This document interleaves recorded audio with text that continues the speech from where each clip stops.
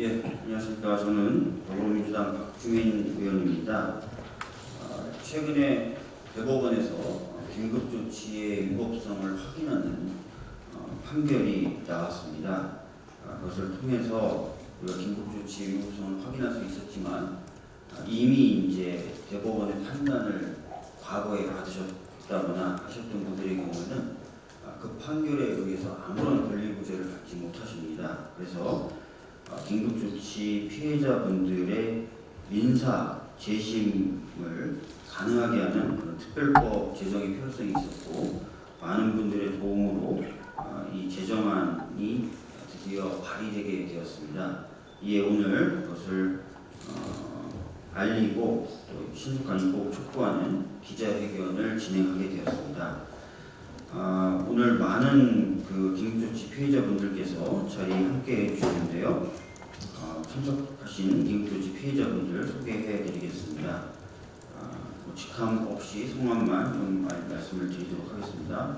김용석님, 김명식님, 고성휘님, 고은광수님, 이대수님, 박현옥님, 장영달님 이렇게 참석을 하셨습니다.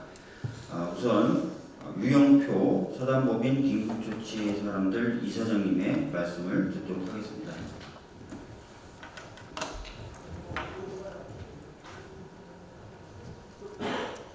안녕하십니까. 위헌 무효임이 명백한 긴급조치가 발동된 지 50년이나 지났습니다. 유신헌법이 1972년에 제정되고 74년, 75년에 걸쳐 연이어서 긴급조치 1호, 4호, 7호, 9호 이것들이 발동된 지 40년 가까이 됐습니다. 50년 가까이 됐습니다. 너무나 오래됐습니다. 오늘 그 긴급조치 피해자 민사 재심 등에 관한 특별법 제정안이 발의되어서 우리나라에 진정한 법치국가가 구현되기를 바랍니다. 감사합니다. 예, 그리고 이 법안 발의에 많은 도움을 주셨던 변호사님들이 계신데 그 중에 이상희 변호사님 말씀 드리도록 하겠습니다. 네, 안녕하세요. 저는 그 민변의 긴급조치 변호단의 이상희 변호사라고 합니다. 긴급조치는 유신 체제를 떠받치던 대표적인 제도입니다. 유신 헌법에 근거해서 발령이 됐지만 사실 국가 범죄 수단으로 사용이 됐던 겁니다. 그 당시에 이 긴급조치의 해제, 그리고 유신 헌법의 폐지를 위해서 많은 분들이 싸우셨고, 그리고 그 과정에서 많은 고문과 그리고 억울한 유죄 판결을 받고 고력을 하셨습니다. 70년대에는 그 유신헌법의 폐지 그리고 긴급조치의 해제가 민주주의를 구현하기 위한 대표적인 구호였고, 그리고 민주주의를 실행하는 그런 과정이었다라고 한다면, 저는 그 이후에 그 당시에 발생한 국가 범죄의 진실을 규명하고 그리고 국가의 책임을 묻는 과정 역시 민주주의 과정이고 법치주의를 실현하는 길이다라고 생각을 합니다. 2007년에 진실화해위원회가 제1기 진실화해위원회가 긴급조치 자체에 대해서 그 중대한 인권 침해다라고 규정을 하고, 그 이후에 법원과 헌법재판소에서 긴급조치에 대해서 위헌 무효라고 선고를 했습니다. 그 당시에 법원은 명백하게 긴급조치가 유신체제에 대한 국민적 저항을 탄압하는 거다라고 밝혔습니다. 그렇다면 그 이후에 국가가 해야 될 일은 당연히 이 피해자들에 대해서 사죄를 하고, 그리고 피해 구제를 위해서, 그리고 재발 방지를 위해서 다양한 노력과 지혜를 모아야 했습니다. 하지만 잘 아시다시피 양승태 대법원장 체제에서 이 긴급조치 피해자들의 배상 또는 피해 구제를 제한하는 판결이 국정에 협조하는 판결로 소개가 될 정도로 그 당시 법원에서는 긴급조치 피해자들에 대한 구제를 고의로 방기했다라고 볼 수밖에 없습니다. 사실 법률가라고 한다면은 그 당시 법원 판결에 대해서는 도저히 납득하기 어려운 그런 상황이었습니다. 다행히 김영수 대법원장 체제에서 전원 합의체로 그 만장일치로 이 긴급조치에 대해서 국가가 책임을 져야 된다라고 하는 판결이 선고되었습니다. 하지만 그 전에 이런 긴급조치 자체 그리고 집행이 국가의 그 위법행위가 아니다라고 하는 법원의 판결, 그리고 소멸시효를 피해자에게 불리하게 해석함으로 인해서 구제를 받지 못하신 분들, 여러 가지 이유로 법원에서 패소 판결을 받으신 분들이 많이 계십니다. 단지 어느 시기에 그리고 언제 누가 재판을 했느냐에 따라서 이렇게 동일한 국가범죄 피해자가 구제가 되고 되지 않기도 하고, 이거는 법치주의 사회에서는 있을 수 없는 일입니다. 이 문제를 해결하기 위해서 국회에서 그 피해자 구제를 위한 그 특별 재심, 긴급조치 피해자 구제를 위한 특별 재심 법안을 발의하게 됐습니다. 저희가 긴급조치 이야기를 할 때마다 보통은 그 가해자를 박정희 또는 수사기관 또는 법원을 이야기하지만, 사실 국회도 그 가해에 동조했던 한 국가기관입니다. 유신헌법에 의하면은 긴급조치에 대해서 국회는 해제를 건의할 수 있다라고 하는 규정이 있습니다. 하지만 긴급조치가 시행되던 그 시기에 몇 번의 발의를 위한 노력들이 있었지만 결국은 박정희가 사망한 이후에서야 국회가 긴급조치 해제를 의결했습니다. 그러면 그 전에는 무엇을 했습니까? 많은 사람들이 교도소에서 감옥에서 억울한 누명으로 그 옥살이를 하고 있는 동안에 국회는 무엇을 했습니까?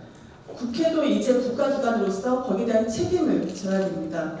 그것이야말로 민주주의와 법치주의를 실현하는 국회의 책임이라고 볼 수 있습니다.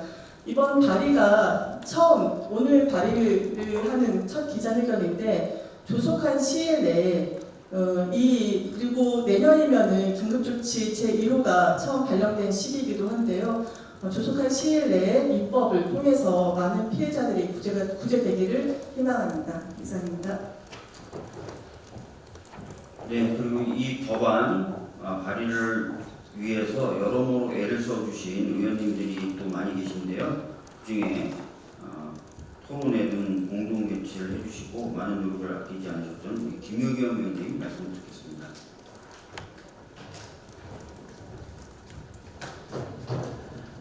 네, 참으로 오랜 시간이 흘렀습니다. 50년이 흘렀고 짧게 잡아도 7년이 흘렀습니다. 대법원의 잘못된 판결을 바로잡는데 걸린 시간입니다. 그래도 구멍이 지금 숭숭 뚫려 있습니다. 상처를 치유받지 못하는 분들이 너무나 많이 계십니다. 지연된 정의는 정의가 아니라고 합니다. 이번에 이 특별법을 통해서 치유받지 못한 분들이 치유받을 수 있도록 여야 의원님들이 많이 동참해 주시기를 바라고 국민들의 관심과 애정 부탁드립니다. 고맙습니다.